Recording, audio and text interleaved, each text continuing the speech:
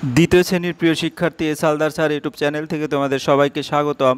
আজকে তোমাদের জন্য আরেকটি নতুন ভিডিও নিয়ে এসেছি। গণিত মডেল প্রশ্ন সিলেবাস সহ 2025 সেট নম্বর 3 দ্বিতীয় শ্রেণী ক্লাস 2 দ্বিতীয় পর্যায়ক্রমিক মূল্যায়ন 2025 সেট নম্বর 3 30 মার্কের পূর্ণাঙ্গ মডেল প্রশ্ন এবং তার উত্তর বিশ্লেষণ সহ আমি সম্পূর্ণ সমাধান দেখাবো।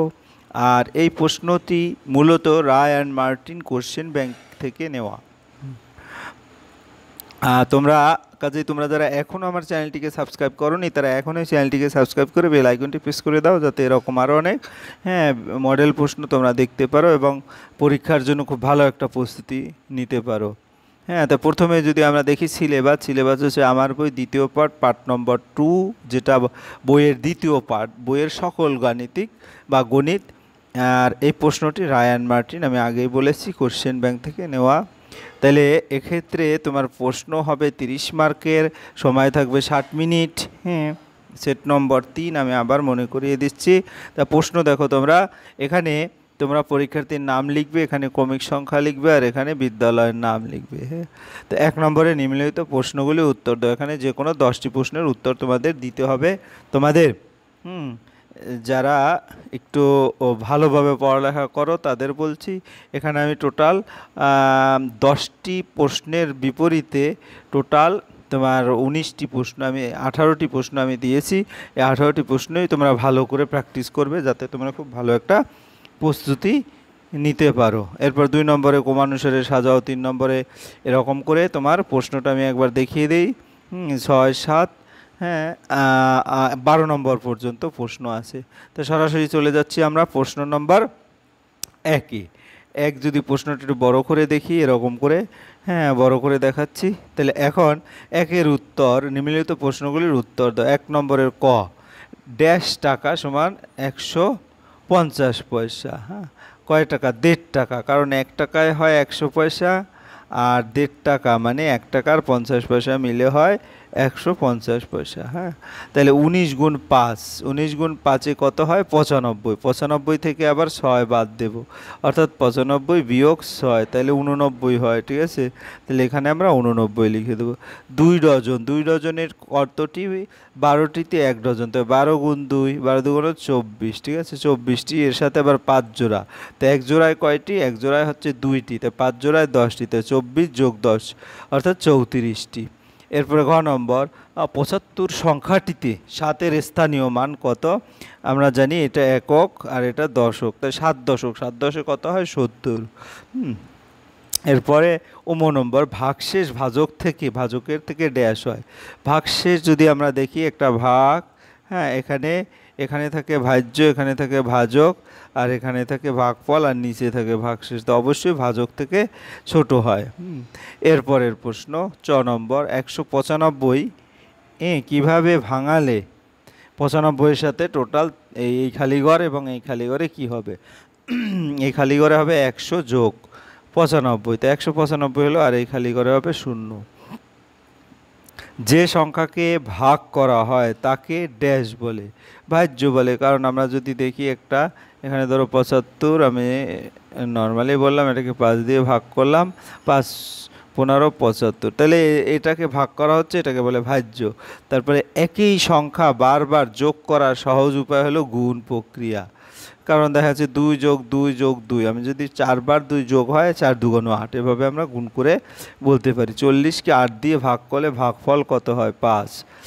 3 অঙ্কের বৃহত্তম সংখ্যা 3টি 9। বৃহত্তম সংখ্যা বললে শুধু যতটা বলবে ততটা 9 লিখবে। এরপরে 0-র সাথে 9 9 9 9, 4টা 9 গুণ করো, 0-র সাথে যে কোনো সংখ্যা গুণ করলে রেজাল্ট হয় 0। এরপর আমরা 6 নম্বরে যাব। আর 6-এর সাথে কত গুণ করলে আবার এই খালি ঘরে? তো 6-এর সাথে 1 গুণ করলে 6 1 6, আবার 1-এর সাথে 6 গুণ করলেই কেবল 6 হবে।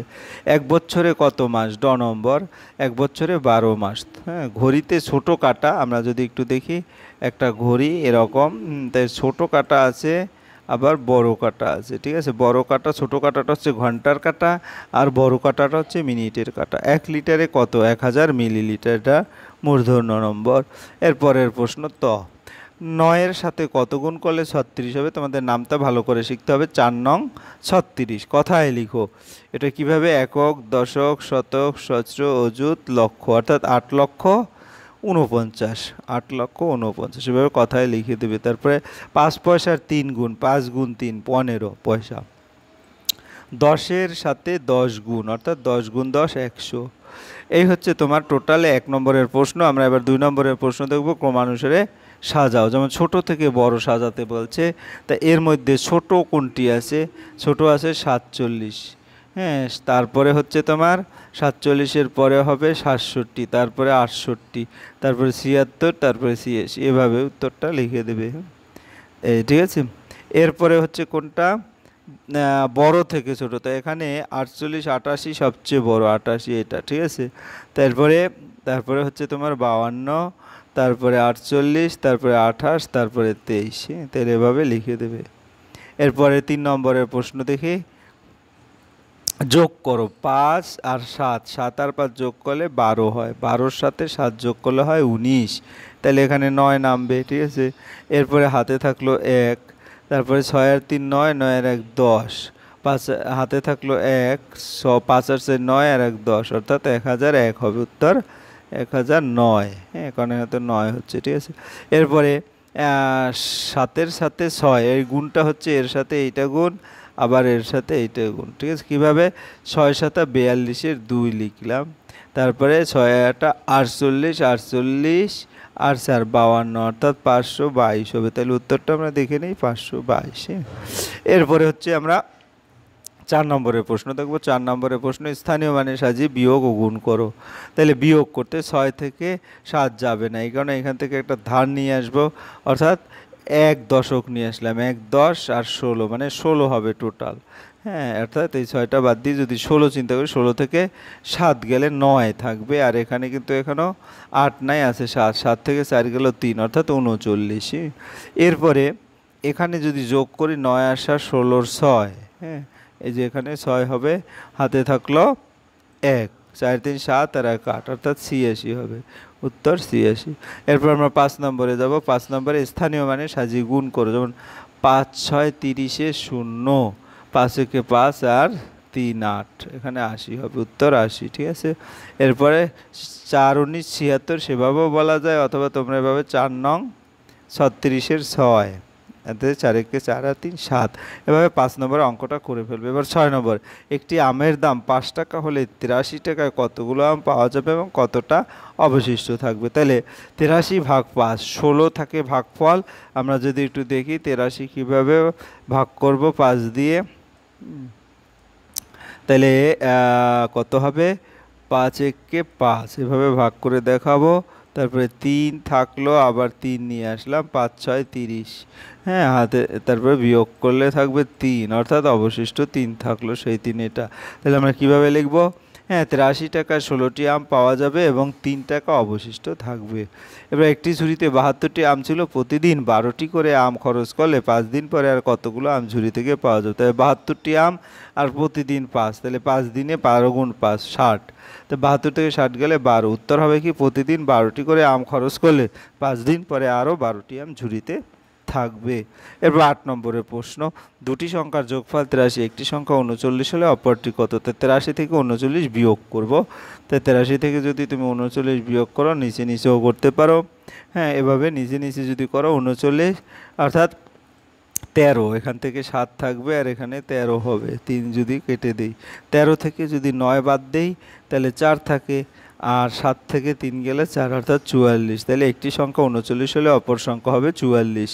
এরপর আমরা পরে 9 নম্বরের প্রশ্ন, একটি বাক্সে 8টি রং পেন্সিল, এরকম 12টি বাক্সে কতটি রং পেন্সিল থাকবে? এটা গুণ হবে 12 গুণ 8। তাহলে তোমরা 12 ঘরের নামটা যদি শিখে থাকো, আর নতুবা 12 আর 8 এভাবে গুণ করবে। 2 ঘরের নামটা 8 2 × 16 6, 8 একে 8 আর 1 9, অর্থাৎ 8 12 96টি। তাহলে 12 বক্সে 96টি রং পেন্সিল থাকবে। এরপরে 10 নম্বর, 32টি করে টুপি কয়েকজনের মধ্যে ভাগ করে দেওয়া হলো, যদি প্রত্যেকে 4টি করে টুপি পায় তাহলে কতজন টুপি পেল? 72 ভাগ 4, অর্থাৎ 8 হবে। তাহলে আমরা উত্তর বলতে পারি, যদি প্রত্যেকে 4টি করে, হ্যাঁ, টুপি পায় তাহলে 8 জন টুপি পেল। এরপর 11 নম্বর, স্কুলে দ্বিতীয় শ্রেণীতে মোট 26টি বেঞ্চ আছে, প্রত্যেক বেঞ্চে 4 জন করে বসলে মোট কত জন ছাত্রছাত্রী আছে? 26 গুণ 4 করতে হবে, এটা গুণ করলে কত হয় আমরা যদি একটু দেখি, 26 আর এখানে 4 গুণ, হ্যাঁ 4 6 24 4, 4 2 8 9 10 অর্থাৎ 104 হবে। তাহলে উত্তরটা লিখব কি প্রত্যেক বেঞ্চে 4 জন করে বসলে মোট 104 জন ছাত্রছাত্রী আছে। এরপর আমরা চলে যাব, এটা একটা সরল করো যদি দেখি, তাহলে দেখো 70 থেকে 10 গেলে 60 হয়, আবার 60 থেকে 8 গেলে 52 থাকে, 52 থেকে 3 গেলে 49 থাকবে, 49 সাথে 4 আর 3 যোগ করলে 49 আর 53, 53 আর 3 56। তাহলে প্রশ্নটা হচ্ছে এই যে সরল করো বলছে, ঠিক আছে। এই হচ্ছে তোমার টোটালি দ্বিতীয় ইউনিট টেস্টের একটা মডেল প্রশ্ন। তোমরা যদি ভিডিওটি মনোযোগ সহকারে দেখো তাহলে আশা করি অনেক কিছু বুঝতে পারবে। তারপরে যদি কোথাও কোনো সমস্যা অবশ্যই তোমরা কমেন্টের মাধ্যমে জানাবে। আর ভিডিওটি দেখার জন্য অসংখ্য ধন্যবাদ। ভিডিওটি ভালো লাগলে লাইক কমেন্ট শেয়ার করতে ভুলবে না। আজ এই পর্যন্তই, ভিডিওটি দেখার জন্য অসংখ্য ধন্যবাদ। ধন্যবাদ সবাইকে।